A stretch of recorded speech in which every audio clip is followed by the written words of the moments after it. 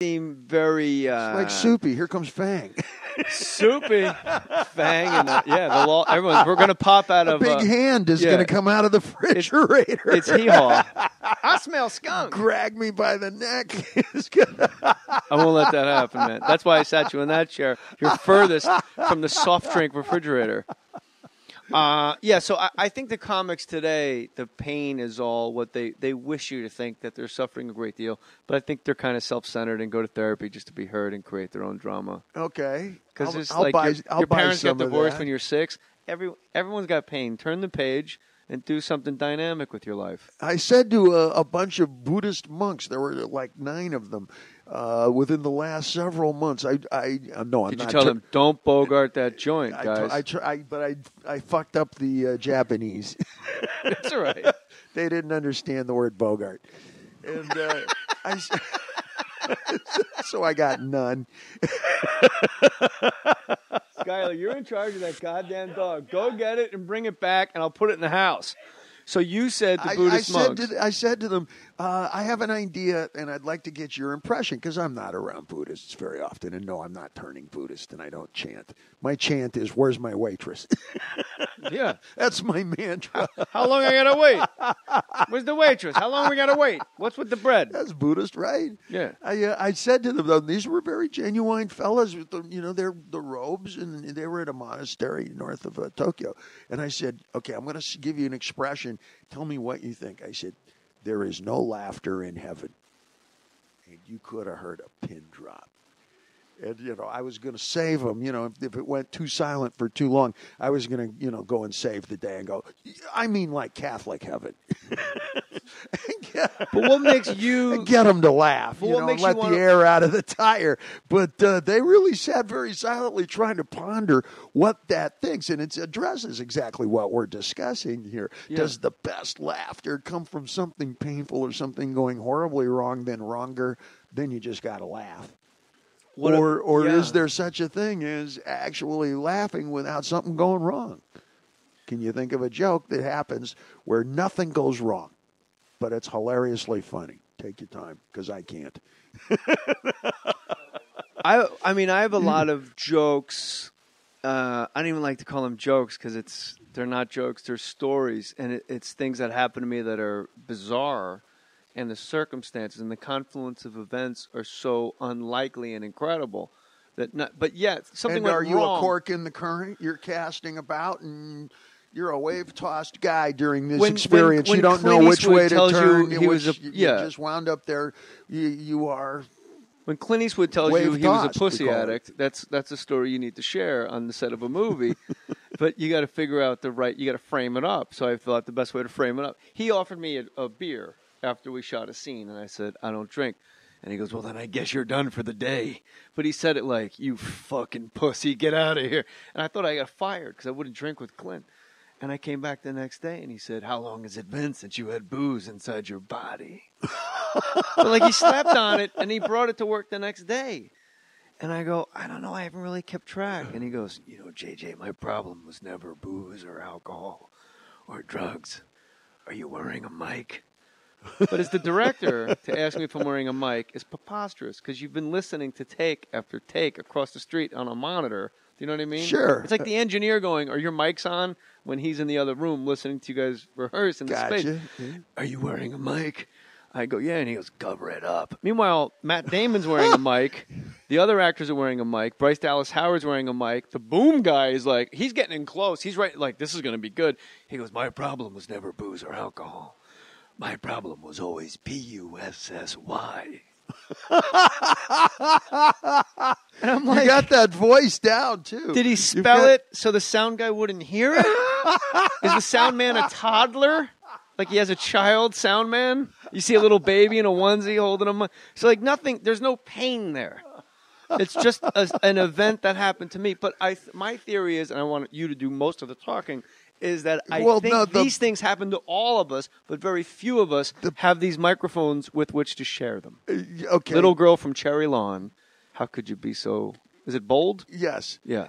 The pain there is watching an idol an icon, a totem pole, falling in on itself like an old synagogue. Gollum destroyed the synagogue. He came to life. The roof goes first in towards the center, and then the walls fall in slow motion, very slow. Like, what is that frame rate? I have to go act now. It's hard enough for me to remember lines because I'm not very bright. But now I have to act knowing that Dirty Harry was just addicted to pussy his whole life. And I'm just thinking like 60s, 70s, just bush. I'm just thinking of all the different bushes. Like, that's what I'm actually thinking in the scene. And then I hit the 90s. Mid-dialogue, I hit 90s, and everybody's bald. And I picture him going, where the fuck is all your hair? Go home and grow it back and get back to me. What the hell is going on around here? No, whatever happened to a good old-fashioned bush? But you couldn't get your mind off of the P-U-S-S-Y. Isn't it S-E-Y? Huh? Is it S-E-Y or S-Y? S-Y, yeah. S-E-Y in some parts of northern Canada. Hudson Bay, P-U-S-S-E-Y. Any place. Which one was Pussy dog. Galore? Is that like Pussy Cat? Is it different? They got away with a lot of pussy names, and like Octopussy and Pussy Galore, and like, hi, I'm Mrs. Goodhead on the James Bond movies. They all had great names. Honey Rider. These days you couldn't get away with it. You can't say goddamn on television, but James Bond is in 3,000 theaters with Pussy Galore and Mrs. Goodhead. Hello. I think that's those were great names. Those were great dames too.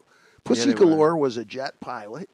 She spoke multiple languages. She had bondage gear for flying. She had high fashion gear for the Monte Carlo casino, and she was not only a kung fu expert, but she was the boss of her own all-girl kung fu army, which It's what you've been looking for your whole life. Exactly, and it doesn't exist, and it ruined me. But never stop looking. Those monks would be very disappointed. Don't stop thinking about tomorrow. Don't stop. Oh, what a horrible song. But those monks would be very disappointed if you ever stopped searching. Don't you ever stop digging in that dirt. Don't you ever stop getting dirt under your nails. It wouldn't suit you. Funny. Your Pussy Galore is out there somewhere. You couldn't get your mind off the P-U-S-S-Y. I was on the airplane and a fella sat down next to me. I will not say his name. He's a very familiar actor. And we started talking. If I guess it, though, you got to tell me I'm right. No, I can't do that. All right, fair enough. And we talked and Clint Howard. And we started talking about girlfriends, and he told me that he had banged Paris Hilton. And I spent the entire... Well, that narrows it down. Jesus, Dave. Fuck. Wow. Now we all know who it is. Why don't you just say his name? Jesus. Why don't you just give out the guy's phone number while you're at it? No, this was not. We got to do this again. This is too much fun. This is good. This has to be a regular thing. We were flying from New York to L.A., at least from Chicago to L.A. I spent the entire rest of the time thinking, which hand? I even asked him.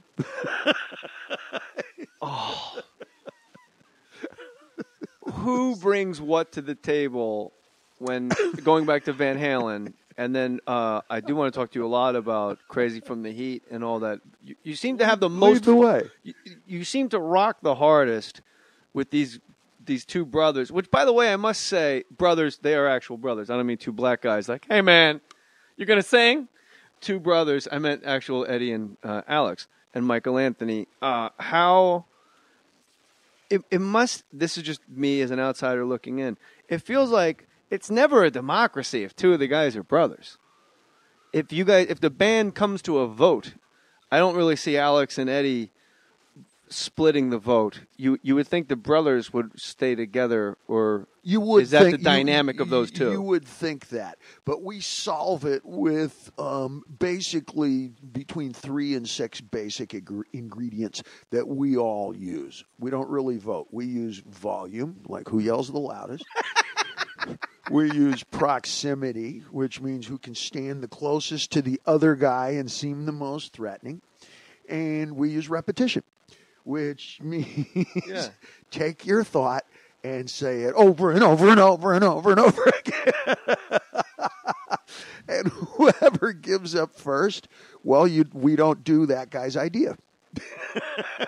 I would think Michael Anthony tapped out first most of the time. He wasn't part of that tag team. He's the high backing vocal guy. Great bass player, great vocals. Yeah, there are 3 opponents. You follow? And the brothers are not unified. So they don't vote as a block. Even the idea, if you would suggest that they were unified, would receive great disdain. I got time. Because it would suggest that somebody's not unique.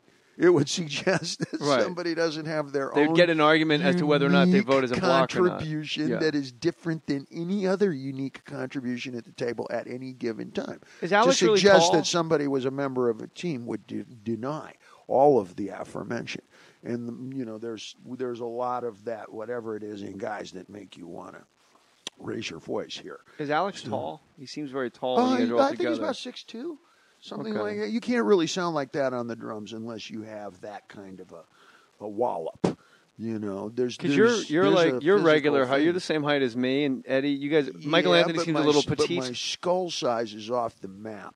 And you're a front man, dude. It's when I go to buy a hat, I got to get the extra, extra, extra large, and that's where the sound comes from. Look at most singers. You got these great big brain pans that resonate that sound like whop. Brain pans. All right. I want here quick quiz, and there's a right answer. What's worth more, $30 or your hat filled with quarters? Me in particular? Yeah, you said you had a giant head, so a big giant hat. Oh yeah, my hat full of quarters. Easily. That's correct. Easily. Who comes up with the ideas first? It can't everybody at once. It can't ever be a real democracy. And I know maybe you don't want to reveal the secrets of the band Van Halen, but say when you guys are coming up with tunes, a Hot for Teacher, for example. Are you Hot for Teacher and you bring it to the guys and go, I got these neat set of words and I think you can come in here? How does that collaboration go without getting too technical? Or it's probably very boring to you because it's what you do all the time. But you got to understand, it's kind of my favorite band, so you have to indulge me. I will indulge you. Tough shit. Tell me. No, these are great questions. All right. There is no one working format for how we get a song done. Sometimes Ed walks in one part of the song, nothing but the chorus, and I'll sit with him and we will build the music together, and then I will go write the lyrics for it. More often than not, I have dozens of different lyrics already written, and when I hear a piece of music, whether he's written one part or an entire song, then I just know right away, that's Cowboys and Indians. All right, we'll do this song. Oh, I know what that is. That's Homeroom. And we'll do that one. You follow?